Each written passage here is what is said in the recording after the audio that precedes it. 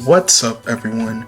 Welcome back to the channel. It's been a real crazy time recently for big Nintendo fans and for myself.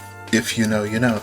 But yeah, the Nintendo Switch 2 was finally fully revealed. We got to see all sorts of new features, games, and all that. I can't lie, in the moment it was pretty hype seeing everything go down. Although despite all that, now that I've had time to actually think, I weirdly feel like it was all slightly underwhelming. Mostly just for me personally though. Don't get me wrong, a lot of cool stuff was shown off. There was pretty much something cool for everyone in that direct. But truth be told, now that I'm looking back, the only game shown off that actually got me excited was the new Daemon X Machina game. It was announced way back in 2023, so it was nice to finally see gameplay of it. And man, they didn't disappoint at all. It looks so much better than the original, which isn't that much of a surprise considering the game isn't being held back by the hardware anymore. The art style has changed a bit though. Titanic Scion doesn't look as cartoony or cel shaded like the original, but at the same time, it's not like the game's hyper realistic now.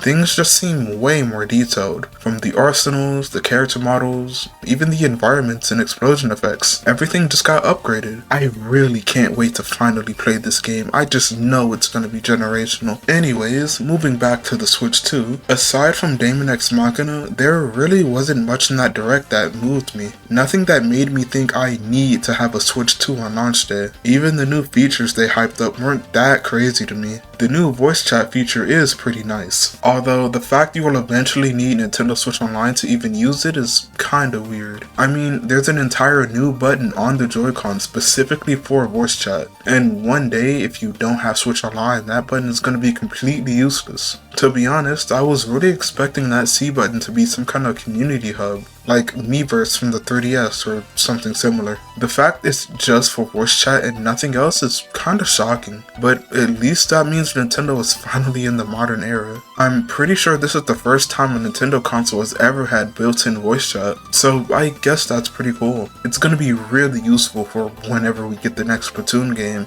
although Splatoon with proximity chat might get pretty wild. Trust me, that game can get real serious sometimes. Game share coming back was something I wasn't expecting at all. And it's not just game share, it also works like download play back on the DS and 3DS. Not needing everyone to have a copy of whatever game you want to play is really appreciated. Although the fact it only works on some games, and a very small amount at that, is another thing that's really odd. I mean, hopefully the use gets expanded for more games as time goes on. I don't even think we have the full list of supported games right now, but from the few shown in the direct, the limited use kinda killed whatever excitement I first had. I really do hope more games support game share in the future though. Now, I'm gonna be completely honest here, I really did doubt that the Switch 2 would play anything in 4K. That just didn't seem like something Nintendo of all companies would ever bother worrying about, but they proved me wrong during the direct. The Switch 2 actually has 4K support, and it can even support up to 120 FPS.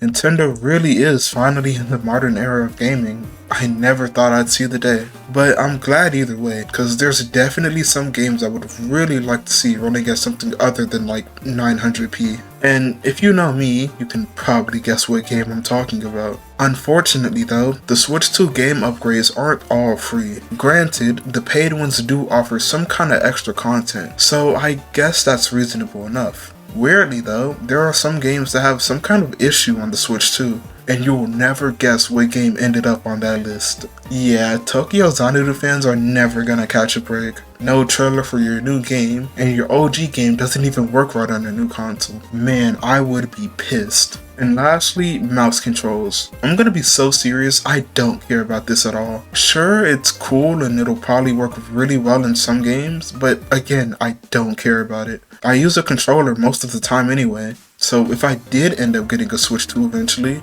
I'd actually just have no reason to use mouse controls. If anything, I guess it could work pretty well in Splatoon. Yeah, if you couldn't tell already, I used to play Splatoon a lot. But again, I'm more used to a controller anyways. So overall, to me, the mouse feature is kinda just a whatever addition. I'm certain some people get use out of it though. Anyways, going back to the games now, like I was saying earlier, there wasn't a game showing up that made me actually consider getting a Switch 2. In the moment while I was watching the direct, I felt like Mario Kart would be the game to do that, but I immediately switched up the moment I heard that game was going to be priced at $80. Now, I have watched more gameplay since the direct. I've even heard from people who got to play the game say that it's definitely worth the $80. However, me personally, I feel like there's no game on earth that's worth any more than $60. I don't care who makes it or what series it's from. If the base game is more than $60, I'm out. I'll just wait for a sale or something. Oh, so if the next East game was $80, you wouldn't buy it? Noelle, that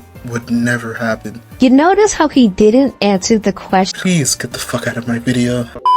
Anyways, on the topic of price, I think the console itself being like $450 is fine, I guess. I was expecting just $400, but $450 isn't awful. Well, that's what I would say if the pre-order date didn't get pushed back so they could reconsider the price. In my 18 years of life, I ain't never seen no shit like that. Sure, I've seen game delays from time to time, that's common, but a pre-order date being delayed for an entire console? That's kinda crazy. But overall, after everything we've gotten to see as of right now, was the wait for the Switch 2 even worth it? No, not really. At least to me anyways. Even if I grew up with Nintendo systems, I can't say I'm the biggest Nintendo fan out there, especially not in recent years. Looking back, my favorite games growing up weren't even actual Nintendo games. They just happened to be on a Nintendo system. I think the peak of my Nintendo phase was probably during the Switch era though, thanks to games like Splatoon 2, Astral Chain, Daemon X Machina, and other stuff. It kinda sucks that I just don't feel as strongly towards Nintendo anymore. I thought for sure the Switch 2 would have some kind of greatness that would pull me back in, but there wasn't really anything for me. At least not right now anyways. Maybe sometime down the line, something crazy will get revealed that'll convince me to pick up a Switch 2, but from what's been shown to us right now, I think I'll be fine without one. And yeah, that's pretty much everything I have to say. I think this might be the first video I've made that wasn't mostly positive the whole way through. Like, there are some good things about the Switch 2, I can't lie about that. But the things I kinda don't care about vastly outweighed anything else about the console. And that kinda sucks, cause I really was excited at the thought of a more powerful Switch. But there aren't any games for me that would make buying a Switch 2 on launch day worth it. But it is what it is, you know? Maybe like a year from now, some really cool games will be out that'll make the system more enticing. But for now, I think I'm good. Anyways, that's all for me. If you enjoyed the video, feel free to leave a like and subscribe. Alright, thanks for watching. I'll see you next time.